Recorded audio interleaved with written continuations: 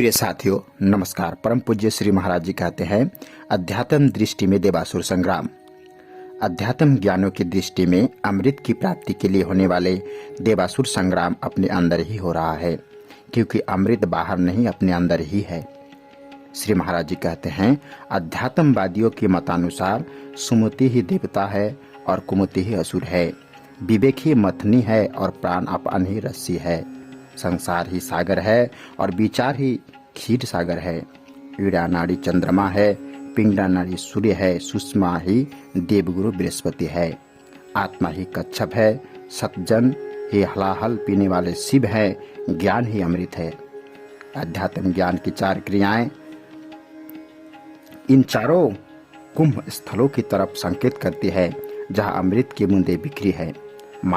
मानव शरीर ही घड़ा है, जिसमें ज्ञान रूपी अमृत भरा पड़ा है।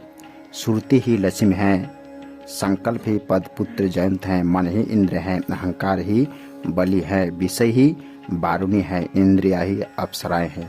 इन सबका इसी शरीर में स्थान है, परंतु मूल उद्देश्य अध्यात्म ज्ञान रूपी अमृत का पान कर अमर होना है। अध्यात्म तत्वज्ञानी संत महात्माओं का समागम उसी अध्यात्म ज्ञान की प्रतिष्ठा के लिए होता है। कुंभ पर्व के अवसर पर स्नान करना तो पुण्यदायक है, परंतु बिना ज्ञानामृत पान किए कुंभ स्नान अधूरा है। आजकल दानवी शक्ति बढ़ रही है और देवी शक्ति क्षीण हो रही है। कुंभ महापर्व हमें सिखाता है कि ज्ञानामृत की प्राप्ति के बाद ही अमरता प्राप्त होती है। हमें असुर बनकर वारुणी नहीं पीनी है, अपितु देवता बनकर अमृत पान करना है। इसीलिए हमें समय के सद्गुरु को ढूंढना होगा और उनकी कृपा से ज्ञानामृत पीने की विधि जानकर आध्यात्मिक चिंतन से अपने अंदर हो रहा देवासुर संग्राम से अमृत प्राप्त करना है। प्रिय साथियों, इसे ज्ञानामृत की प्राप्ति के लिए प्रयागराज को महापर्व 2025 के उपलक्ष्य में विराट सद्भावना सम्मेलन का आयोजन किया जा रहा है। मृत्यु माँ अमृत गमय। जी हाँ दोस्तों, वैदिक मुक्ति मृत्यु से अमृतता की ओर अग्रसर होने की प्रेरणा देती है। इसी अमृत का स्मरण कराकर उसके पान कराने के उद्देश्य से भारत के पवित्र भूमि में कुंभ महापर्व का आयोजन होता है।